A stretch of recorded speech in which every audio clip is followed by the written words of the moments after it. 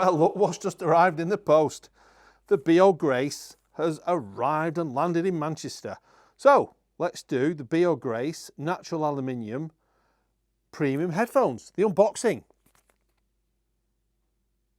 Or should we do something different? You know what, Daniel? What actually slightly annoys me is, you know, on these comments that we get on the channel. Well, you would say that because you work for Bang and Olufsen. Well, I don't work for Bang and Olufsen. I own a franchise that sells Bang and Olufsen. But you have a point. I am a supporter of the brand. So I'll tell you what we'll do. On this occasion, I'm going to ring a friend of mine who's really into his headphones. And I'm going to let Andrew do the unboxing. I'm not actually going to unbox them. I'll let him do it. And he can judge, because he actually wants to buy a pair of these. So he can be either the first person to own a pair, and he can give his honest opinion, or he can return them, and, well, they're on our own unboxing video. Good idea that, Daniel. I'll do it now. I'm going to introduce you to our reviewer of the day. This is a good customer of ours, Andrew. Now, Andrew's been buying Bang & Olufsen for a number of years. He is very discerning when it comes to the sound he listens to. He's not just a Bang & Olufsen customer, he has a large range of headphones. In his own words, he's going to give us a review. And like I said before, Andrew's not an employee of Bang & Olufsen, so this is going to be an honest review, as all our reviews are, but this is from a client who owns the product, and we're looking to hopefully sell him a pair. But that's another story, and we'll come back to that later. So, with no further ado, Ian. Andrew, thank you for doing this. Yeah, this is going to be interesting. We're handing this wonderful product over to you to do a review for us. Now, as I said to you on the phone, please be as honest and straightforward as I know you will be. Warts and all, tell us what you think about the headphones.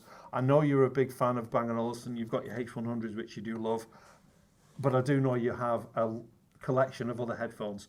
So yeah, tell us what you think, okay? Yeah. I'm going to leave it with you. Enjoy them. I think they're brilliant. Tell us what you think.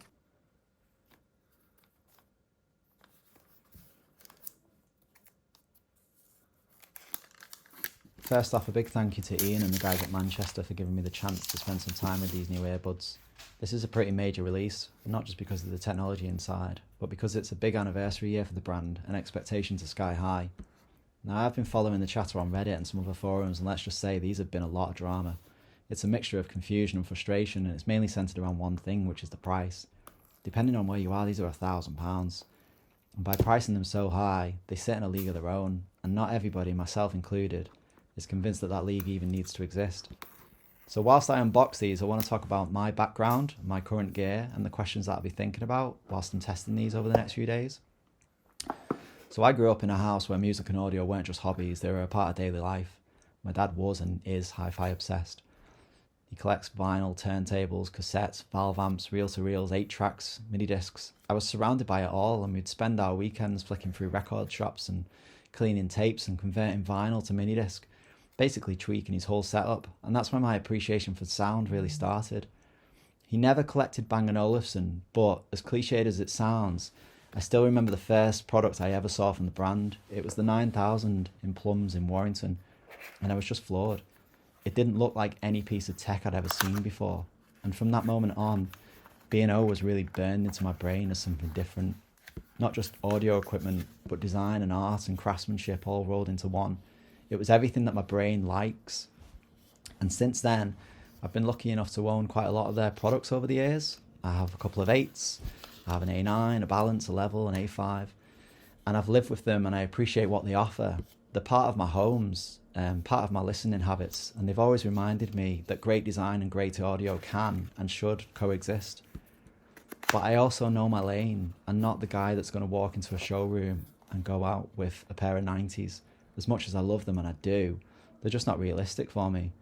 But it doesn't stop me appreciating them and understanding why they exist and recognising that they offer something iconic and something exceptional.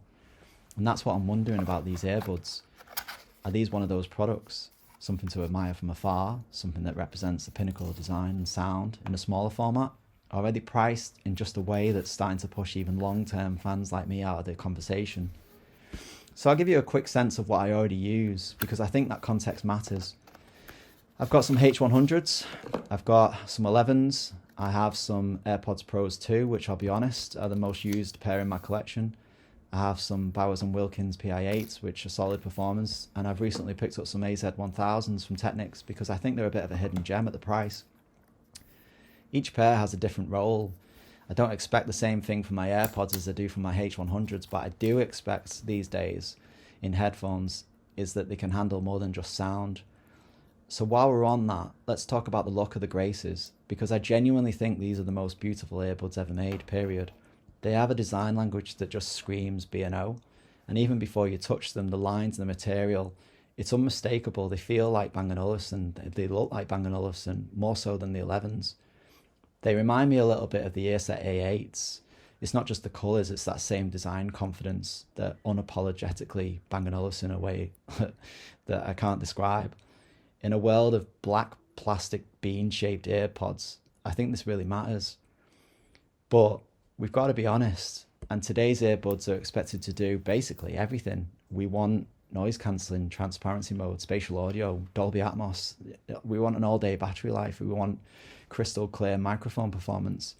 And we want smart integration with all of our devices. And let's be real, that there are earbuds out there like the AZ1000s that can do all of this for a couple of £100. And that's where my AirPods 2 really shine. I still haven't upgraded them to the 3s because the 2s are really just solid. They're all-rounders. The microphone quality alone is better than any of my expensive sets. In a world with software now picking up the slack for hardware, it really does matter. So I'll be using the Grace for the next week, and they'll come with me on walks and Teams calls and commutes and quiet listening sessions in the evening. I'll live with them, and just like I live with all my other headphones, there'll be no special treatment. But I'm going to ask some real questions like, has the price tag made these out of reach for even me? Is this a luxury product in search of an audience or a genuinely class-leading bit of kit? And are they really 3 or 4 times better than my AirPods? Because let's face it, they're an amazing pair of headphones. I'm not here to dunk on them, but I'm not here to worship them either. I just want to find out where they actually sit, because at this price, they've got to do more than just sound good. They've got to be the complete package. Hey everybody. So I wanted to share my thoughts after about 3 days of messing around with these headphones. So this is taking them out on walks and having them on work calls and phone calls and just driving around really. I drive an old Land Rover. It's a very noisy place to be. So it's kind of a good testing point for the noise cancelling as well. I've tried to keep music around the 70 to 80% mark. I don't really like to listen to a lot of music at 100%. I find it a bit overwhelming, but also my phone tells me off if I listen to music too loud. So I try to keep it around there. And the reason why I say that is because I want to talk about battery life initially. So I've definitely noticed a drop-off in battery life from these compared to my PI8s or my AZ100s or even my AirPod Pros too. There is a noticeable difference in battery performance. That being said, you just pop them back into the case for a few minutes and you get, God knows how many more minutes. I think you get like an hour. I probably should have looked at the specs, but you get like an hour's worth after just popping them in there for a few more minutes. So I don't think it should be anything of concern if you're actually on a long journey. You know, just pop them in there and then, hey, presto, you get another hour's worth of music. So it's worth noting. Secondly, I am clearly using these as my main microphone at the minute, so hopefully you can hear these and it's not too tinny or distorted. I have noticed that when I've been on calls with my family and there's been a bit of a wind going on in the background or car noise from the road, sometimes my H100s can overly suppress my voice and almost work a bit too hard, and sometimes I have to talk a lot louder than I would have done in order to be heard. But I think these are handling themselves pretty well. I've not had any complaints. That being said, I did take some voice note memos, recordings at different areas with these and with my other headphones, and I am noticing that they don't perform as good as my AirPods Pros, which is like really annoying, but still a good microphone. This is a very quiet room at the moment. Hopefully there's not too much echo in here. So this would be how they truly sound on a work call as a bit of an example. So if you're on a Teams or a Zoom call, this would be the performance that you're getting from them. Thirdly, the most important thing, sound quality. So I wanted to approach this whole review by listening to music that I know intimately, kind of like well worn in my mind, and like furniture essentially. I wanted to listen to the heavy hitters like the Beatles and Fleetwood Mac and Queen and The Prodigy and A Tribe Called Quest and Louis Armstrong and Neil Young. And the reason why is because I've grown up with music like that. So I know those songs as well as anything else. I don't think it would make sense to go and put Apple Music on and listen to Charlie XCX's new album because it's lossless and because it has, lossless doesn't matter, but because it's Dolby Atmos. Because I don't know those songs as well as I would do with I'm Only Sleeping by the Beatles, and I want to listen to those tracks because I want to find something that's hidden in the mix that I've never heard before. So that's what I'm doing. It's songs that I've kind of fallen in and out of love with over the years, but ones that I could instantly know within half a second that this is what's playing. And I am noticing things. So as far as pure sound goes, take everything away. Take noise cancelling, transparency mode, take battery life, take all of that away. They are hands down the best earbuds I have ever listened to. And I can say that without second guessing the statement that I've just made. They just are. They far outshine my PI8s. They are head and shoulders above my 11s. I think the comparison that's being made with these and the H100s, albeit a bigger brother of theirs, is really apt. They mirror each other quite well. I know that headphone really well after having it for a year. So I know how it performs and I know its pluses and its minuses. And I know that there is definitely a DNA that's being shared there. So if that's a justification enough for you to go out and spend £1,000 for these and not whatever the H100s are priced at now, like 1,400 quid, 1,200 quid, then go for it.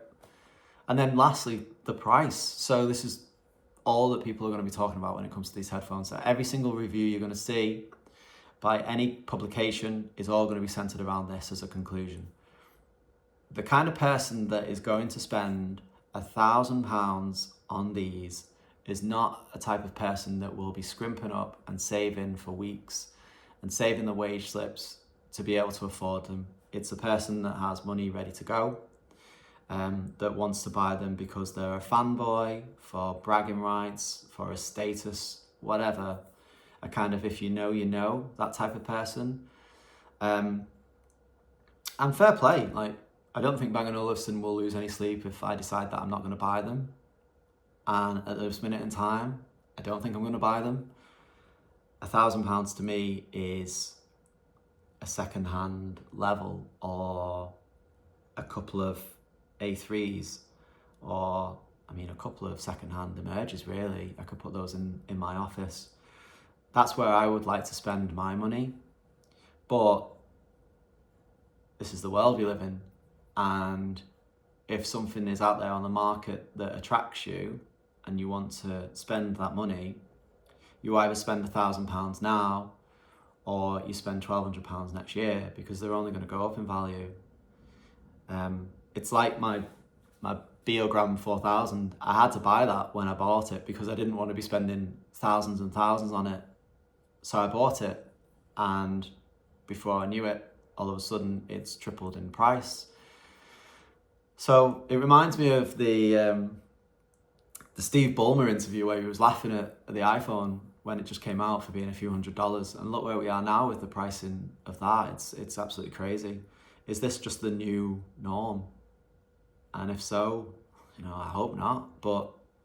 And I'm sure that Ian hopes not, because he's going to have this conversation 20 times a day about these particular headphones. If you want them, go out and buy them. You're going to get an amazing, incredible in-ear headphone. Truly a world leader. But I think I'll just reserve my £1,000 for something a little bit more substantial. Ah, Andrew. Oh, this is exciting. Can't wait. See you again. Okay, let's see the video then, shall we? Let's talk about them. Yeah, let's come on. Let's go and grab a coffee. So let's have a chat about the Beo Grace headphones. Yeah. We've got your video. We've just seen it. What's your decision? Are we buying a pair? We're not at this minute. Oh, disaster. Disaster. I'll take it as a positive, not at this minute. Not at this minute. Okay, that's fine. So, I know that we talked previously about the fact you do like your 11s. Yeah. So, if Bang & Olufsen were to do something in relation to the parts exchange, which I know they've done on the 100s against the 95s, some conversation we'll be able to come back to, I think. I think they have to kind of entertain something like that. Yeah, I think it's the right thing to do, if I'm honest with you. I think it is a great idea. It's such a step up from the 11s. Yes. And the EXs that a lot of people would be umming and ahhing about whether they actually decide to keep their 11s and then purchase one of these, which is a big financial outlay for what they are. But if there was a sweetener in the deal to trade in. Yes. It's that price to play, isn't it? Yeah. Yeah. Bang & Olufsen need to understand that they need a reason to go back to their clients who already have the Bang & Olufsen experience headphones, such as the 11s and the X's and the ones before that, quite frankly, and offer them the opportunity to get into a really high-end, high-res audio solution. I know on the video you talked about the battery life. Yeah, I agree. It's not extensive, but there's a lot of technology switched on in this product, and I think that's where the battery life possibly suffers a little bit. But I would also back that up that it has this amazing facility being able to charge up very quickly, and get a number of hours out of it just a few minutes.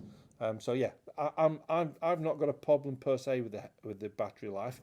I know you're a big fan of headphones, but if it's an issue for you, but I don't know. But well, if you own a sports car, you're not going to get 60 miles to the gallon out of it. So you could make a comparison like that. You do get really fast charging if you put them back into the case for a few minutes.